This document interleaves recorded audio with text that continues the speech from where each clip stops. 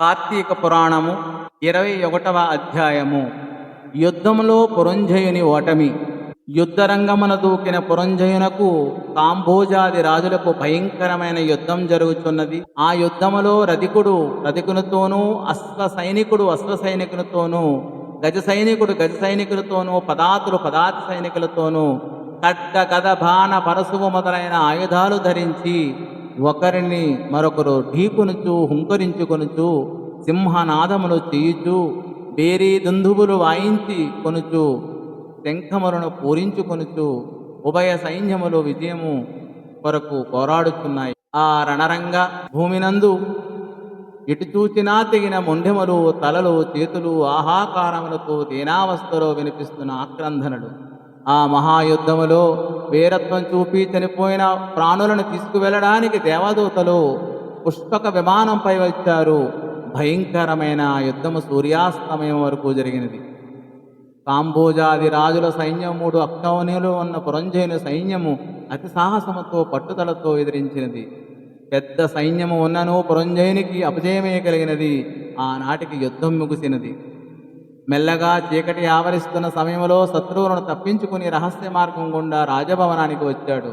శత్రురాజులు యుద్ధభూమికి కొద్ది దూరములో డేరాలు వేసుకుని ఉన్నారు. పురంజయుడు విచారముతో సిగ్గుతో దుఃఖించుచుండెను. రాజపురోహితులు తమ రాజుకు వచ్చిన ఆపత్తి తెలుసుకుని పురంజయుని వద్దకు రాగా రాజపురోహితుని చూసి మర్యాదగా నమస్కరించి ఆసనం చూపించాడు. ఆసీనుడైన బ్రాహ్మణుడు రాజుతో, రాజా, విచారించి లాభం లేదు. అధర్మ ప్రవర్తన వల్ల అపజయం పొంది బాధపడుతున్నావు. జయాపజయాలు దైవాధీనములని తెలుసుకునము. నీవు చింతతో కృంగిపోవద్దు. శత్రురాజులను యుద్ధములో జయించి నీ రాజ్యమును నీకు తిరుగు పొందవలనన్న సంకల్పం నీకు ఉన్నచో నా మాట విని దైవకార్యం నిర్వహించు. ఇది కార్తీక మాసము. రేపు కృత్తికా నక్షత్రముతో కూడిన పౌర్ణమి కావున స్నాన జపాది నిత్య కర్మలు చేసి దేవాలయమునకు వెళ్ళి దేవుని సన్నిధిలో దీపారాధన చేసి భక్తితో ఆడుతూ పాడుతూ భగవన్నామస్మరణ చేయము. ఈ విధంగా శ్రీమన్నారాయణుని సేవించుట వలన శ్రీహరి మిక్కిలి సంతోషించి నీ శత్రువులను చంపుట నీకు తగిన శక్తిని ఆయన ప్రసాదిస్తాడు. నీ శత్రువులను చంపుటకు నీకు తగిన శక్తిని ఆయన ప్రసాదిస్తాడు.